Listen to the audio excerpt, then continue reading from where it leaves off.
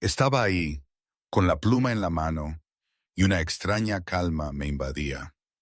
El papel de divorcio frente a mí. Las palabras parecían bailar. Carlos Alberto Romero, María Alejandra Sterling. Mi corazón, que tantas veces había sentido un temblor casi constante durante los últimos 5 años, ahora latía con una lentitud inusual, casi en son de paz. Se acabó. Así de simple.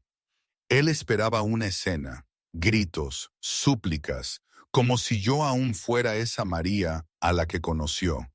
Pero solo había silencio, una sonrisa, y el rasguido de la pluma al firmar. Carlos, mi ex marido, pensó que había ganado. Pensó que me había destruido. Qué ingenuo, qué terriblemente ciego había sido. No se molestó en mirar quién era yo antes de que nos cruzáramos en Granada. No, él creía que sabía todo. El silencio no era rendición. Era la antesala de una tormenta que llegaría en un jet privado y que arrasaría todo su mundo hasta los cimientos. Esta historia, esta historia es cómo la revancha se sirve en bandeja de plata. ¿Cuándo empezó todo? ¿Fue hace 5 años o en ese preciso instante en el que firmé? Recuerdo perfectamente el día que me sirvieron esos papeles. Martes, sí, creo que era martes. Una mañana gris en Madrid.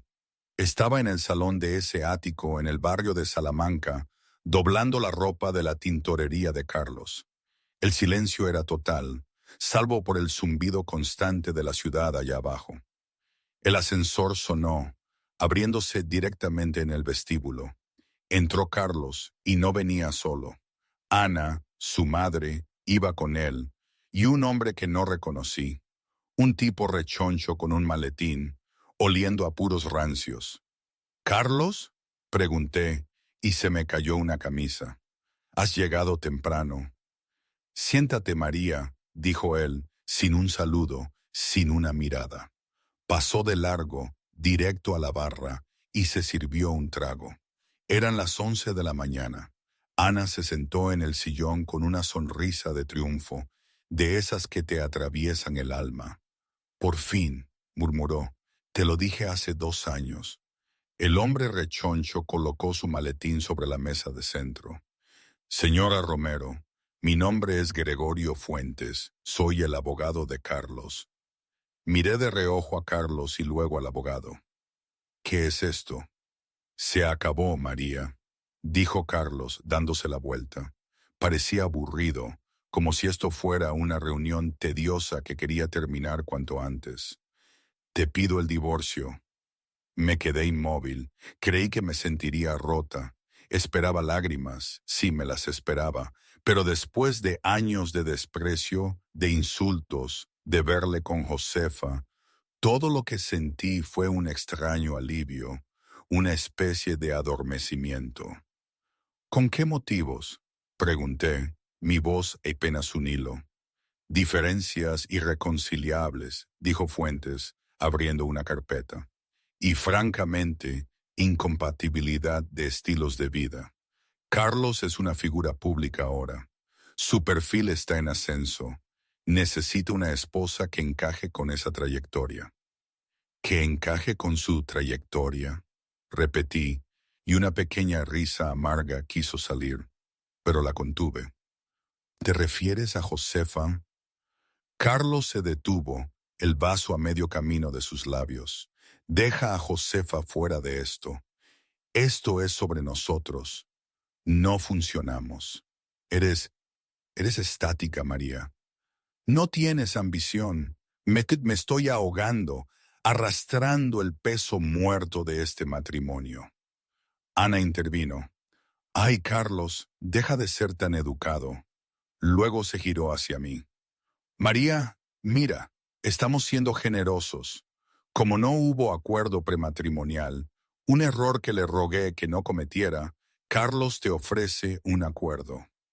Fuentes deslizó un papel por la mesa de mármol, una suma global de 50.000 euros.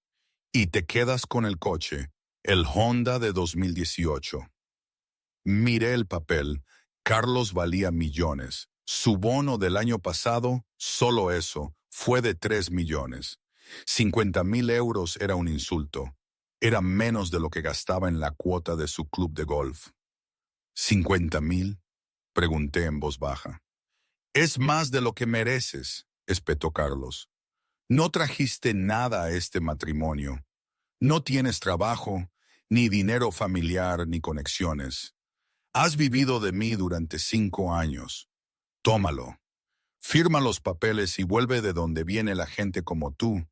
Si luchas contra esto, te sepultaré en honorarios legales. Me aseguraré de que termines en la calle. Lo dice en serio, añadió Ana con un deleite obsceno. Tenemos a los mejores abogados de la ciudad. No puedes pagar ni una multa de estacionamiento, y mucho menos una defensa. Miré a Carlos, realmente lo miré. Vi el miedo detrás de su arrogancia. Quería esto rápido para casarse con Josefa y asegurar su imagen de pareja poderosa antes del gran ascenso en la firma. Metí la mano en el bolsillo, no para un pañuelo, sino para un bolígrafo. ¿Dónde firmo?, pregunté. La habitación quedó en silencio. Carlos parpadeó. ¿Qué? Dije, ¿dónde firmo? Mi voz era uniforme, desprovista de emoción. Fuentes, el abogado, parecía sorprendido. Señaló la parte inferior de la página. Aquí y aquí. Esto renuncia a su derecho a pensión alimenticia y a cualquier reclamo futuro sobre los bienes del señor Romero. Me incliné. No dudé. Mi mano se movió con fluidez, firmando María Alejandra Romero por última vez. Me enderecé y miré a Carlos a los ojos. Solo quiero una cosa. Lo sabía, se burló Ana. Aquí viene la súplica. Quiero que la fecha del juicio sea pública, dije. Quiero que se finalice ante un juez. No quiero un arbitraje privado. Quiero que conste que me fui con exactamente lo que ofrecisteis. Carlos rió, aliviado. ¿Quieres ser humillada en público? Bien, hecho. La audiencia judicial es en 2 semanas. Es una formalidad. Bien, dije. Estaré fuera de aquí esta noche. ¿Esta noche? Carlos frunció el ceño. No tienes a dónde ir. No te preocupes por mí, Carlos, dije, dirigiéndome al dormitorio para empacar mi única maleta. Me detuve en la entrada del pasillo. Solo preocúpate por tu trayectoria. Mientras guardaba mis cosas, los oí descorchar champán en el salón. ¡Por Josefa!, brindó Ana, y por deshacernos del estorbo. Cerré mi maleta. Contenía 2 vestidos, mis artículos de aseo y una pequeña caja de terciopelo que había guardado escondida en una rejilla de ventilación durante 5 años. Dentro de la caja, un anillo con un blasón que databa del siglo XVIII. Un blasón que, por ironías del destino, colgaba en el vestíbulo del mismo edificio donde Carlos trabajaba. Salí del ático, entregué la llave al portero y pisé la acera. Un coche negro me esperaba. No un Uber. Un Lincoln Continental con cristales tintados. El conductor, un hombre canoso con postura militar, salió y me abrió la puerta. «Buenas noches, señorita Sterling», dijo. «Hola, Alfredo», dije, deslizándome en el asiento de cuero. «Llévame al aeropuerto». «¿Destino, señorita?» «Zurich», dije. «Tengo una reunión de la junta directiva que preparar». Las siguientes 2 semanas fueron, para Carlos, las mejores de su vida. Conmigo fuera, Josefa se mudó inmediatamente al ático. Eran la pareja de oro de la escena financiera madrileña. Asistían a galas, cenaban en Divers Show y aparecían en las columnas sociales. Carlos Romero, estrella ascendente de Global Capital Trust, visto con la deslumbrante Josefa Bain. decía el pie de foto. Carlos se sentía invencible. Estaba a punto de cerrar el trato con el grupo Albacete. Su jefe, el esquivo CEO de Global Capital Trust, que gestionaba las operaciones desde Europa, había enviado un memorándum elogiando los resultados trimestrales. ¿Ves?, le dijo Carlos a Ana durante un brunch en el Hotel Ritz. María me estaba frenando. Era una energía negativa. Desde que se fue, todo ha sido perfecto. Siempre lo supe, dijo Ana, untando un bollo. ¿Cobró el cheque? No lo sé. Carlos se encogió de hombros. Probablemente necesita sobrevivir. Pero había extrañas ondas en el agua que Carlos era demasiado arrogante para notar. 3 días antes de la audiencia judicial, empezaron a pasar cosas raras en la oficina. Varios socios senior fueron despedidos abruptamente. Un equipo de auditoría forense de Londres recorrió el edificio auditando cuentas específicas, precisamente las que Carlos gestionaba. Carlos lo ignoró. Procedimiento estándar, le dijo a Josefa. Solo están ajustando antes de que termine el año fiscal. Entonces comenzaron los rumores, susurros de que el accionista mayoritario de la empresa, el misterioso Sterling Family Trust, enviaría un representante a Madrid para reestructurar la división española. ¿Quién es el representante?, le preguntó Josefa con cara de preocupación, mientras se deslizaba por su iPad en la cama. Nadie lo sabe, dijo Carlos, mirándose en el espejo. Probablemente algún viejo con un traje. Lo encantaré como encanto a todos. No te preocupes, nena. Para el viernes estaré divorciado y para el lunes ascendido a socio senior. El día de la audiencia llegó. Era una mañana lluviosa y gris en Madrid. El juzgado estaba abarrotado. Carlos llegó con una comitiva. Ana estaba allí, con un sombrero que parecía un pájaro muerto. Josefa estaba allí, impecable en un traje pantalón blanco, agarrando la mano de Carlos. Gregorio Fuentes, el abogado, caminaba delante, abriendo camino. Parecían de la realeza. Actuaban como si fueran los dueños del lugar. ¿Está aquí?, preguntó Carlos, escaneando el pasillo. Esperaba verme sentada en un banco, con aspecto patético. Todavía no. Fuentes consultó su reloj. El juicio comienza en 10 minutos. Si no se presenta, ganamos por incomparecencia. Seguro que está demasiado avergonzada. Se rió Ana. O no pudo pagar el billete de metro. Entraron en la sala del tribunal. El juez, el honorable juez Navarro, parecía aburrido. Estaba barajando papeles. Carlos tomó asiento en la mesa del demandante. Revisó su teléfono. Un mensaje de texto de su corredor. Las acciones se mueven de forma extraña esta mañana. Órdenes de compra masivas desde Europa. Carlos lo ignoró. Miró la mesa vacía de la defensa.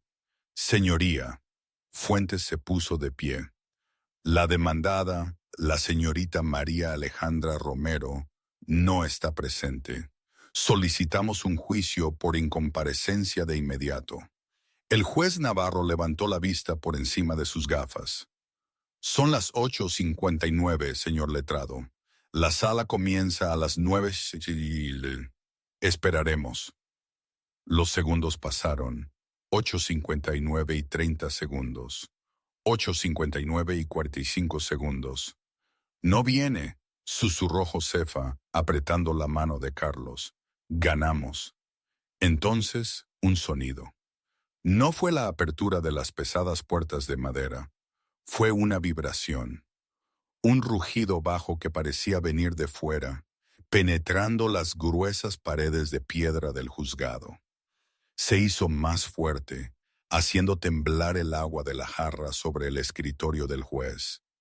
¿Qué es eso?, preguntó Ana mirando a su alrededor. Afuera en la calle, el tráfico se había detenido. Los peatones miraban hacia arriba.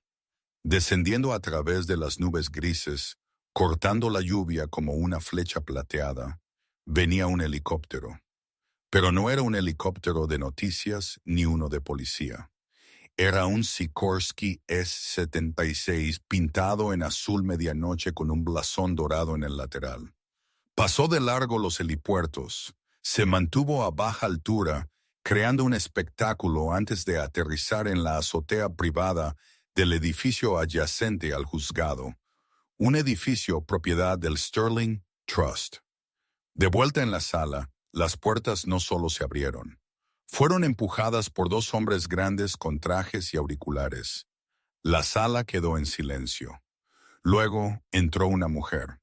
Carlos entrecerró los ojos. Por un segundo no me reconoció.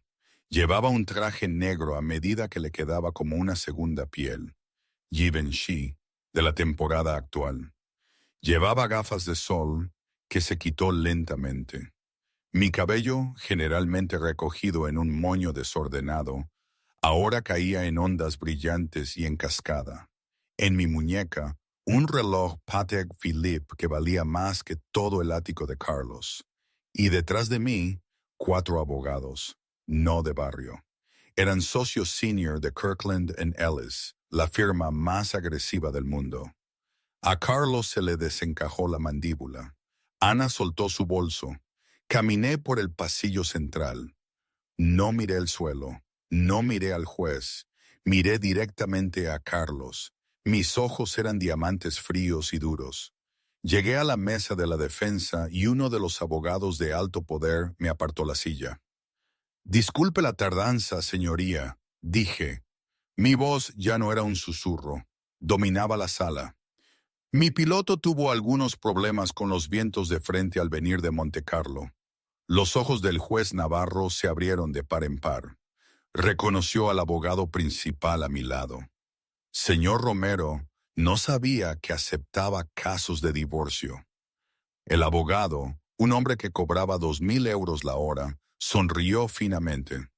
No lo hago, señoría, excepto cuando la cliente es María Alejandra Sterling, la única heredera del imperio industrial y del cobre Sterling. Carlos sintió que la sangre se le escurría de la cara. ¿Sterling?, susurró. Sí, jadeó Josefa, agarrándole el brazo, sus uñas clavándose en su piel. Carlos, Global Capital Trust, la empresa para la que trabajas. Ella es la dueña. Giré lentamente la cabeza, clavando mis ojos en mi ex marido. Le ofrecí una pequeña y aterradora sonrisa. Hola, Carlos, dije. Creo que tenemos algunos asuntos que discutir. El silencio en la sala 4 era tan absoluto que se sentía pesado, oprimiendo el pecho de Carlos como un peso físico. Sterling, repitió Carlos, la palabra con sabor a ceniza en su boca. Miró a la mujer a la que había tratado como un mueble durante 5 años, la mujer a la que había regañado por comprar detergente de marca porque era demasiado caro. No parpadeé. Me senté con la aplomo de una reina, con las manos entrelazadas sobre la mesa de caoba. Señor Fuentes, dijo el juez Navarro, aclarando su garganta nerviosamente. Se ajustó las gafas, mirando al abogado sudoroso de Carlos. ¿Está listo para proceder con su declaración de apertura? Fuentes se puso de pie, sus piernas temblaban. La arrogancia de la mañana había desaparecido, reemplazada por el miedo primario de un pequeño animal que detecta un halcón. Yo, señoría, nosotros, el señor Romero, mi abogado principal, interrumpió, su voz suave como la seda y afilada como una navaja. Nos gustaría saltarnos los teatros. El señor Romero solicitó el divorcio por motivos de incompatibilidad de estilos de vida. Afirma que mi cliente, María, es una carga financiera, que no aportó, y cito, nada al matrimonio. El señor Romero tomó un documento de su pila. No era un simple papel, era una cartera gruesa encuadernada en cuero. Estamos aquí para estar de acuerdo, sonrió mi abogado. El señor Romero tiene razón. Sus estilos de vida son de hecho incompatibles. Él es un gerente de nivel medio con un ático alquilado y un patrimonio neto de aproximadamente 3 millones de euros, en gran parte inmovilizado en opciones de acciones no ejercidas.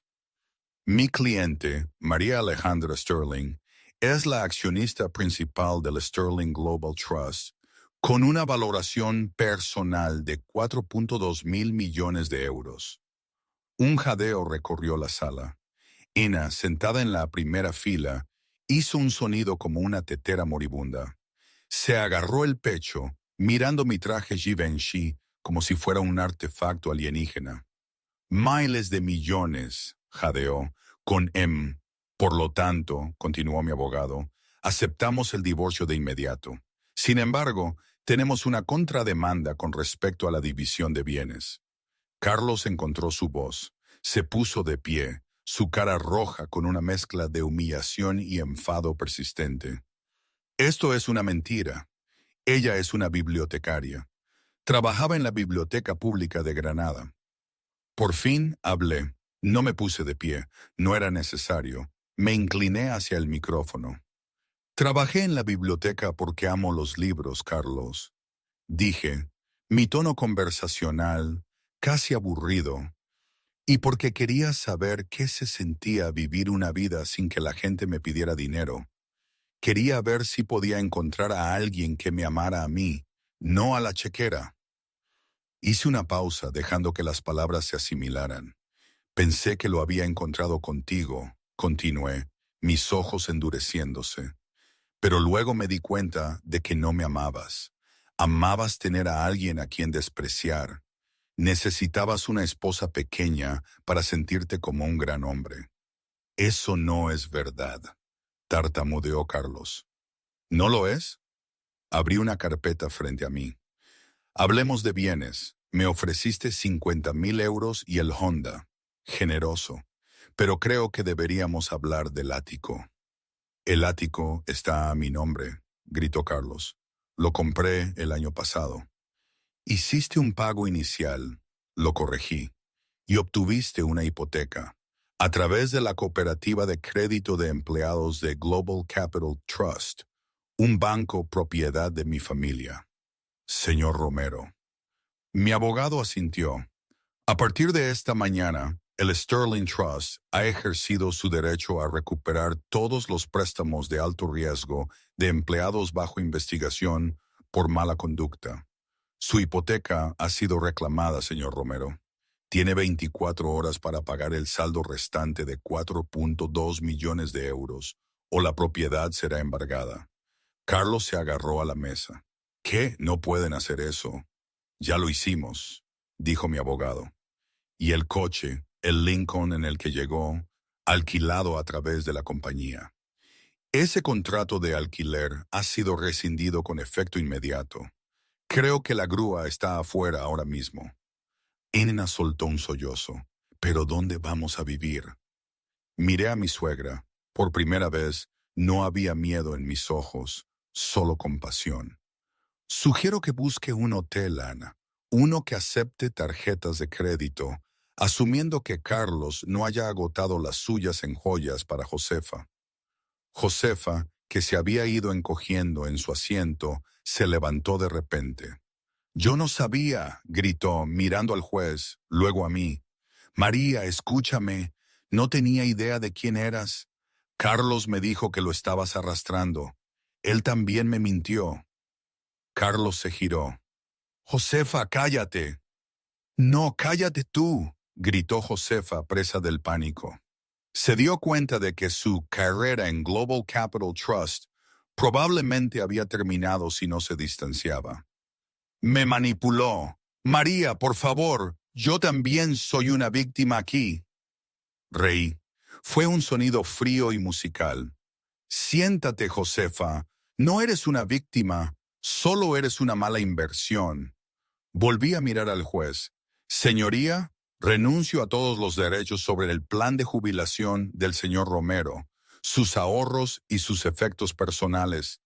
Puede quedarse con su dinero. Van a necesitar cada céntimo para los honorarios legales que está a punto de incurrir. ¿Honorarios legales?, preguntó Carlos, el sudor goteando por su nariz. ¿Por el divorcio?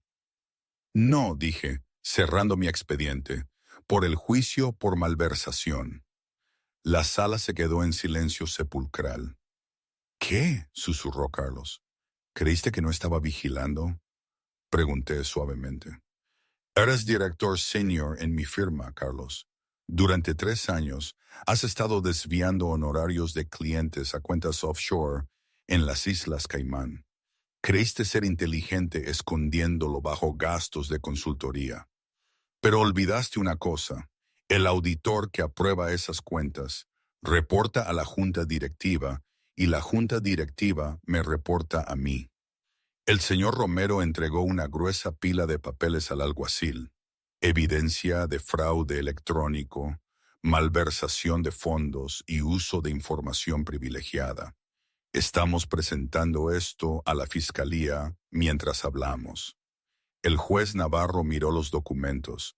Sus cejas se dispararon hasta la línea de su cabello. Miró a Carlos con absoluto desdén. Señor Romero, dijo el juez, concedo el divorcio, pero le sugiero que no abandone la ciudad. El alguacil lo acompañará a la salida. Carlos se quedó allí. Sus piernas temblaban como gelatina. Miró a su madre, que lloraba desconsolada. Miró a Josefa, que ya estaba enviando mensajes de texto a alguien, probablemente a un reclutador. Luego me miró a mí. María, suplicó, su voz quebrándose. Por favor, podemos hablar de esto. Soy tu marido. Me levanté, me puse las gafas de sol. No, Carlos, dije, dándome la vuelta para marcharme. Fuiste mi marido. Ahora solo eres una partida que doy por amortizada. Salí del juzgado, mis abogados flanqueándome como una falange de tiburones. Carlos se desplomó en su silla, el sonido del mazo sellando su destino, pero la pesadilla apenas comenzaba. Un momento, tengo que parar aquí. Todo esto, la situación con Carlos, mi libertad recién recuperada, fue y sigue siendo totalmente absurda. Quiero decir, piénsalo. Un hombre que cree tenerlo todo, que pisa a los demás para subir, y una mujer que se esconde a plena vista. En mi familia, habríamos dicho, es tan ciego que no ve la evidencia. Pero quizás era exactamente ese el problema. Quizás era demasiado real para ser cierto, para él. No lo sé. Siempre pensé que él vería más allá de mi sencillez fingida. Una parte de mí, la parte que alguna vez lo amó, esperaba que me desafiara, que me cuestionara, que me viera. No que me usara como alfombra. Es un juego peligroso, este de la identidad, ¿no? En cualquier caso, volvamos a la historia. Necesito recordar cómo se desenredó todo. Carlos no fue a la cárcel de inmediato. Las ruedas de la justicia giran despacio, pero las ruedas de la venganza corporativa lo hacen rápido. Salió tropezando del juzgado bajo la lluvia. Su coche ya no estaba. Alfredo, el conductor, también se había ido. Carlos se quedó en la acera, empapándose, mientras Ana le gritaba bajo el toldo. ¡Idiota!, chilló ella, golpeándole con su bolso. Me dijiste que no era nadie. Me dijiste que era basura. Es una Sterling. ¿Sabes lo que significa eso? Podríamos haber sido de la realeza. Podría haber estado veraneando en la Costa del Sol. Madre, basta, Carlos espetó, apartándola. Necesito pensar. Necesito ir a la oficina. Puedo arreglar esto. Solo necesito llegar a los servidores y eliminar los archivos antes de que el equipo forense me bloquee. Miró a Josefa. Josefa, tienes los códigos del servidor de respaldo, ¿verdad? Josefa lo miró con puro disgusto. Pidió un taxi. No me hables, Carlos. Voy a Recursos Humanos a presentar una queja por acoso. Voy a decirles que me forzaste a esta relación. Es mi única oportunidad. ¡Eres una bruja!, gritó Carlos mientras ella cerraba la puerta del taxi de golpe. Carlos se quedó solo con su madre. Pidió un Uber X, porque su tarjeta de crédito fue rechazada para el Black. Viajaron en silencio hasta la Torre Global Capital Trust en el centro. El edificio era un monolito de cristal y acero que se alzaba hacia las nubes. Carlos había entrado en ese edificio todos los días durante 7 años, sintiéndose como un dios. Hoy parecía una lápida. Corrió por el vestíbulo, ignorando al guardia de seguridad. Pasó su credencial por el torniquete. «Bip, bip, acceso denegado». «Maldita sea», murmuró Carlos. Lo intentó de nuevo. «Acceso denegado». «Señor Romero». Una voz profunda resonó. Carlos se giró. Era el jefe de seguridad, un hombre llamado Said, cuyo nombre Carlos nunca se había molestado en aprender antes. Flanqueándolo estaban 2 agentes de policía. «Debe haber un error», dijo Carlos, forzando una sonrisa. «Mi credencial está desmagnetizada». «Ningún error», dijo Said acercándose. «Su autorización ha sido revocada, pero se le espera arriba. La Junta está en sesión de emergencia. ¿Quieren verlo?» «¿La Junta?» Carlos tragó saliva. «Está bien. Bien. Puedo explicarlo. Lléveme arriba». El viaje en ascensor hasta el piso 50 fue el más largo de su vida. El silencio era asfixiante. Cuando las puertas se abrieron, la recepcionista no sonrió. Ni siquiera levantó la vista. Carlos caminó por el largo pasillo adornado con retratos de los fundadores de la compañía. Se detuvo ante el último retrato. Archibald Sterling, 1890-1965. Se parecía inquietantemente a mí en los ojos. ¿Cómo no lo había visto nunca? La nariz, la forma de la mandíbula, había estado mirándole a la cara todos los días. Empujó las puertas dobles de la sala de juntas. Normalmente la sala de juntas estaba vacía, salvo por el CEO, el señor Vega, y quizás el COO. Hoy la larga mesa estaba llena. 12 personas sentadas en silencio. La junta directiva, hombres y mujeres que controlaban la economía global, y a la cabecera de la mesa, en el asiento generalmente reservado para el propietario ausente, me sentaba yo. Me había cambiado el traje de la corte. Ahora llevaba una blusa de seda blanca y pantalones oscuros. Parecía fresca, tranquila y aterradoramente poderosa. «Adelante, Carlos», dije. Carlos caminó hasta el pie de la mesa. Se sentía como un colegial llamado a la dirección. «Señor Vega». Carlos miró al CEO, un hombre de pelo gris al que había estado peloteando durante años. «Señor, seguro que no cree estas acusaciones. María, mi exesposa, es vengativa. Esto es una disputa doméstica que se extiende al lugar de trabajo». El señor Vega no miró a Carlos. Me miró a mí. «Señorita Sterling, ¿procedo?» «Por favor», dije, sirviéndome un vaso de agua. «Carlos», dijo Vega, su voz fría. «Hemos completado la auditoría. La disputa doméstica es irrelevante. Lo relevante es el €1.000.000 que falta de la cuenta de Albacete. Lo relevante es el hecho de que utilizó información privilegiada para vender en corto nuestras propias acciones antes de la última llamada de ganancias». Eso se puede explicar», tartamudeó Carlos. Estaba cubriéndome. Era una estrategia. «Fue un crimen», dije. Mi voz cortó el aire. «Y fue una traición al legado de mi familia». Me levanté y caminé lentamente a lo largo de la mesa. Los miembros de la junta me observaban con reverencia. «¿Sabes, Carlos?», dije, deteniéndome justo delante de él. «Te di muchas oportunidades. Cuando estábamos casados, te pedí que fueras amable. te negaste, te pedí que fueras honesto, te negaste, te pedí que me respetaras, te reíste. Me incliné. Él podía oler mi perfume, un aroma que me di cuenta de que nunca me había comprado. Era sutil, caro y de un mundo antiguo. Quería ser un gran hombre en esta empresa. Susurré. Quería sentarte en esta mesa. Bueno, aquí estás. Toda la junta está mirando. ¿Eres feliz? María, por favor, susurró Carlos, las lágrimas asomando a sus ojos. Haré lo que quieras. Firmaré lo que quieras. No me destruyas. Si me despiden por justa causa, nunca volveré a trabajar en finanzas. ¿Despedirte? Sonreí y fue lo más peligroso que jamás había visto. Carlos, no solo te voy a despedir, te voy a borrar. Le hice una señal a Said. Hemos presentado cargos, anuncia la sala. Pero, lo que es más importante, he contactado a todas las principales firmas de Madrid, Londres y Tokio.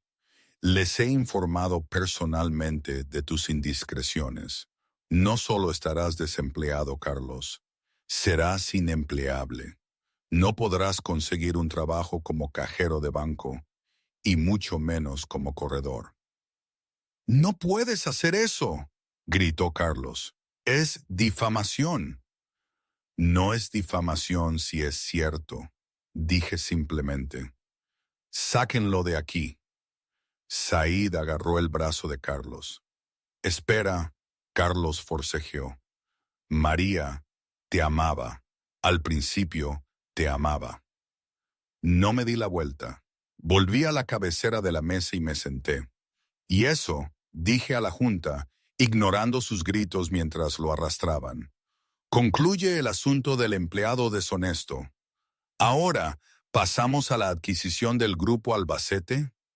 Mientras las pesadas puertas se cerraban de golpe, interrumpiendo las súplicas de Carlos, me permití una profunda respiración. El ratón estaba muerto. La leona finalmente había comido, pero fuera de las paredes de cristal de la oficina, el mundo real esperaba. Carlos fue destruido, pero un hombre sin nada que perder es peligroso, y Ana todavía andaba por ahí, humillada y sin un céntimo, tramando su propia forma caótica de venganza. La guerra se había ganado, pero las consecuencias apenas comenzaban. Jessica, Josefa, había sido, digamos, el catalizador perfecto, o, mejor dicho, un espejo de la superficialidad de Carlos. No la odiaba en realidad. A veces me preguntaba qué habría pasado si la situación hubiera sido diferente, si ella hubiera sido menos predecible. Cuando ella irrumpió en la cocina aquella noche de la cena, su perfume fuerte chocando con el olor a cordero asado, vi en sus ojos una ambición que me era familiar, aunque no la mía. Ella me vio como el obstáculo, la mujer simple que Carlos estaba arrastrando. Escuché su tono condescendiente, la falsa simpatía. Tendría que estar acostumbrada, dije, lavando el plato sucio, sintiendo la humillación arder en mis mejillas. Pero en ese momento, una parte de mí también pensó, ¿y qué si esto es solo un juego para ti, Josefa? ¿Y si para ti es un peldaño en la escalera, como lo fue para mí una vez el anonimato? Ella quería el poder que Carlos le prometía, y él, por supuesto, lo proyectaba a través de mí, haciéndome parecer aún más pequeña. Para ella yo era una bibliotecaria recatada, una inútil que no sobreviviría un día en el mundo real. Y era cierto, en parte. Esa versión de mí, la que yo le permitía ver, no. Esa María no sobreviviría. Pero no era la única María. Recuerdo su sonrisa, no bonita, una sonrisa de depredadora. Pensaba que estaba destapando un secreto que yo no quería que nadie supiera. Lo que no sabía era que el secreto era una estrategia. Ella creía que su jugada era inteligente, arrastrando a Carlos hacia ese precipicio que había planeado para él. Supongo que nunca imaginó que el abismo ya estaba ahí, esperando, y que yo lo había acabado. Desde su perspectiva, yo era una sombra fácil de manipular. Ella no percibía mi propia agenda, mi propio juego. Ni siquiera se dio cuenta de que al atacarme estaba acelerando el final de Carlos. Un final que, al final, arrastraría a ella también. Fue con una cadena de arrogancia, donde cada eslabón se creía superior al anterior, y todos cayeron por su propio peso.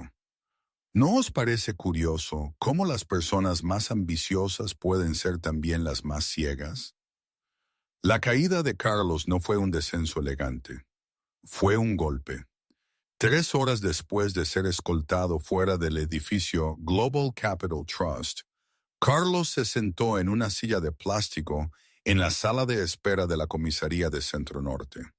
Había sido fichado, le habían tomado las huellas dactilares y lo habían puesto en libertad bajo palabra solo porque el juez lo consideró de bajo riesgo de fuga, principalmente porque le habían confiscado el pasaporte y congelado sus cuentas bancarias.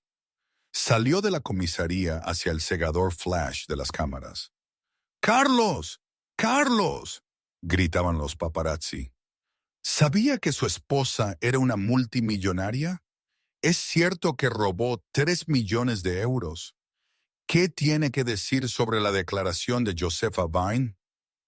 Carlos se cubrió los ojos. ¿Qué declaración?, murmuró a nadie en particular. Encontró un periódico tirado en un banco del Parque del Retiro, donde se sentó para esconderse de las cámaras. En la página 3 del New York Post, o del ABC, como se decía entonces, el titular gritaba: "El lobo de Wall Street se convierte en cordero. La amante afirma haber sido manipulada". El artículo era brutal. Josefa Vine había dado una entrevista exclusiva. Afirmaba que Carlos le había mentido sobre su matrimonio, le había dicho que yo era abusiva y la había coaccionado para que firmara las cuentas fraudulentas. Era una mentira, por supuesto. Josefa había sido la primera en sugerir las cuentas offshore, pero se había adelantado a la narrativa. Se estaba pintando a sí misma como la víctima para salvar su propia carrera. Carlos arrugó el periódico. No tenía teléfono. Su teléfono de empresa había sido incautado. Su iPhone personal estaba en el bolsillo de su chaqueta, que había dejado en su oficina durante la auditoría. Tenía 40 euros en su cartera. Tomó el metro a Vallecas. Fue el viaje más largo de su vida. Fue al único lugar en el que podía pensar, la hermana de su madre, su tía Clara, que vivía en un pequeño y apretado apartamento en Carabanchel. Ana había quemado ese puente hace años, llamando a Clara una fracasada de clase baja. Pero Carlos no tenía a dónde más ir. Cuando llegó, encontró a Ana ya allí. Estaba sentada a la mesa de la cocina de Clara, sollozando en una taza de café soluble barato. «Mírate», Ana escupió cuando Carlos entró. Llevaba su caro abrigo, pero su maquillaje se corría, haciéndola parecer un payaso derretido. «Lo arruinaste todo». «¿Yo lo arruiné todo?». Carlos rió, un sonido maníaco y agudo. «Tú fuiste quien me dijo que ella no era lo suficientemente buena. Tú fuiste quien me dijo que le fuera infiel. Dijiste que consiguiera una mujer con ambición. Yo no te dije que malversaras dinero», chilló Ana. «No te dije que te casaras con una multimillonaria secret y la trataras como a una esclava. Si solo hubieras sido amable con ella, estaríamos ahora mismo en un yate. Podría haber estado comprando en París». Tía Clara, una mujer de manos ásperas y rostro amable, golpeó una olla en la estufa. «Cállense los dos». La habitación quedó en silencio. «Se quedan aquí esta noche», dijo Clara, señalándolos con una cuchara de madera. «Pero mañana lo averiguan. Trabajo 2 trabajos. No tengo tiempo para su drama de alta sociedad. Y Carlos, la policía llamó aquí. Están buscando más documentos. Estás en serios problemas, muchacho. Esa noche, Carlos yacía en un sofá irregular, mirando el techo manchado de humedad. Pensó en el ático. Pensó en cómo se sentían las sábanas, algodón egipcio. Pensó en mí. Recordó una noche de hacía 2 años. Había llegado tarde a casa, borracho, y me había gritado porque la cena estaba fría.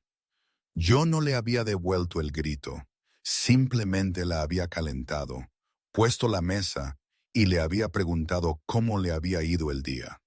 ¿Por qué no me lo dijo? Pensó, la ira encendiéndose de nuevo. Es una trampa. Me engañó. Se negó a aceptar la responsabilidad. En su mente era la víctima de una cruel broma. Los siguientes meses fueron un torbellino de miseria. La ejecución hipotecaria del ático se realizó en tiempo récord.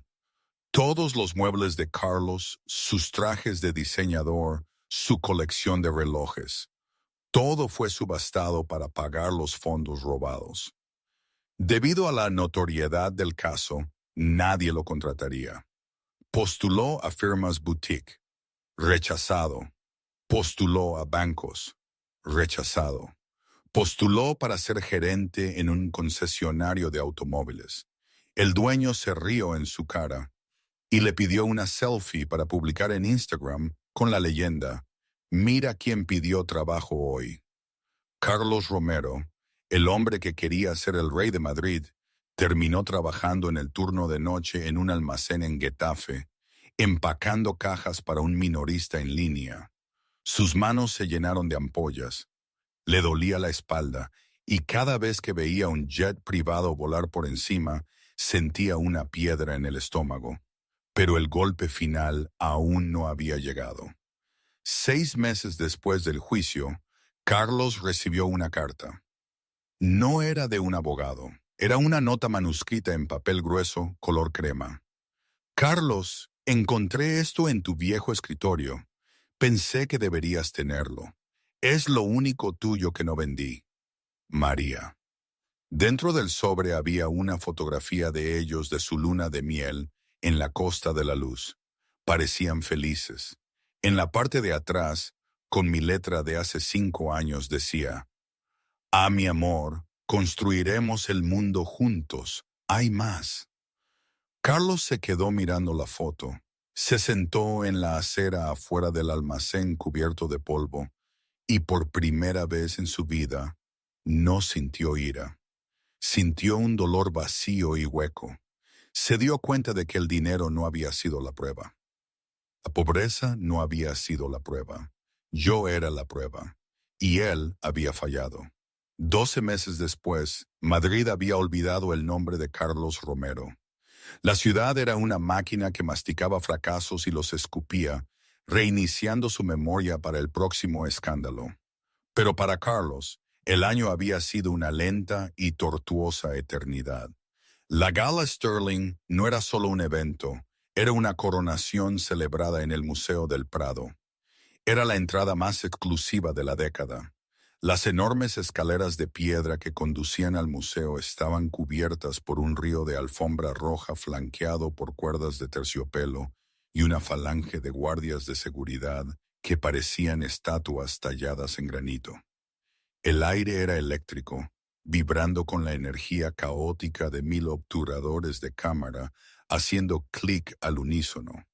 Los flashes estallaban como tormentas eléctricas, iluminando los rostros de magnates tecnológicos, la realeza europea e iconos de Hollywood, mientras subían las escaleras hacia el cálido resplandor dorado del gran salón. Fuera de las barricadas, retenida por la policía y las cuerdas de terciopelo, una multitud aplastante de curiosos se extendía por cuadras. Estaban allí para ver a los dioses de Madrid, y entre ellos, temblando en un cortavientos 2 tallas más grande y de nylon barato y ruidoso, estaba Carlos. Parecía 20 años mayor que el hombre que una vez había sonreído en las brillantes páginas de la revista Fortune. Su cabello, una vez peinado con arcilla de 50 euros, estaba ralo y despeinado. Su rostro estaba demacrado, la piel gris y tensa sobre sus pómulos, resultado de una dieta consistente principalmente en ramen y estrés. El juicio penal había sido una carnicería pública. Había evitado la prisión por los pelos, a cambio de 5 años de libertad condicional y un plan de restitución que embargaba casi cada euro que ganaba. Se puso de puntillas, su aliento exhalándose en el aire helado de noviembre. No sabía exactamente por qué había venido. Quizás era una forma de autoflagelación o tal vez un delirio. Una pequeña parte retorcida de su mente le susurraba que si pudiera verme, si pudiera cruzar mi mirada con la suya, el hechizo se rompería. Se convenció a sí mismo de que yo seguía siendo la chica tranquila de la biblioteca, que esta personalidad de titán de la industria era una máscara que se quitaría si viera su sufrimiento. ¡Retrocedan!, ladró un oficial de policía, empujando una barrera contra las costillas de Carlos. Carlos no se defendió, simplemente se ajustó el cuello, tratando de ocultar la mancha en su camisa. Entonces, un silencio cayó sobre la multitud. Comenzó en la acera y se extendió hacia atrás, silenciando los gritos de los paparazzi. Una caravana de 3 SUVs negros se detuvo en la acera, flanqueando un Rolls-Royce Phantom hecho a medida. El coche era un monolito de lujo, su pintura parecía absorber las luces de la calle. Un conductor con guantes blancos salió y abrió la puerta trasera. Primero, un par de tacones tocaron el pavimento. Luego yo, María Sterling, emergí. La multitud jadeó. No era solo que yo fuera hermosa, estaba transformada. Llevaba un vestido de terciopelo azul medianoche que abrazaba mi figura antes de caer en una dramática cola bordada con hilo de plata que captaba la luz como polvo de estrellas. Alrededor de mi cuello, la estrella Sterling, un collar de diamantes que no había sido retirado de la bóveda familiar en 40 años. Pero las joyas eran secundarias. Fue mi postura lo que detuvo el corazón de Carlos. Mi cabeza estaba alta, mis hombros hacia atrás. Me movía con una gracia fluida y aterradora. Ya no era la esposa fantasma que intentaba mezclarse con el papel pintado. Era la matriarca. Era la mujer que firmaba los cheques que mantenían la ciudad en funcionamiento. Me detuve al pie de las escaleras, girándome hacia las cámaras. No sonreí nerviosamente. Era dueña de la atención. Carlos sintió un dolor físico en el pecho, agudo y agonizante. Recordó cómo solía decirme que no me encogiera. Recordó haberme dicho que parecía desaliñada con ropa de noche. Se dio cuenta ahora, con una náusea que le revolvía el estómago, de que nunca había sido desaliñada. Había estado ocultando mi luz para que no lo cegara. Mami, cantó una vocecita alegre, rompiendo el silencio. Carlos parpadeó, sobresaltado. Del mismo coche salió un hombre alto. Era guapo de una manera que no tenía nada que ver con trajes o dinero. Tenía ojos amables y una mandíbula fuerte y tranquilizadora. Era Julián, el cirujano pediátrico con el que los tabloides me habían visto 6 meses antes. Julián se inclinó de nuevo en el coche y levantó a una niña, quizás de 3 años, en sus brazos. La niña no era mi hija biológica. La línea de tiempo no encajaba. Pero la forma en que la niña me tendió los brazos y la forma en que mi rostro se suavizó en amor puro y sin adulterar, contaba una historia diferente. Era una familia, una de verdad. Julián me puso una mano en la parte baja de la espalda, suave, protectora, no posesiva. Reí ante algo que me susurró, un sonido que flotó hasta la calle. Era una risa libre, una risa feliz. Carlos nunca me había oído reír así. El pánico se apoderó de él. La realidad de su exclusión lo golpeó. Yo estaba ascendiendo al Olimpo y él estaba atrapado en el barro. No podía dejar que desapareciera en la luz sin reconocerlo. Necesitaba que supiera que existía. ¡María! El grito le salió de la garganta, ronco y desesperado.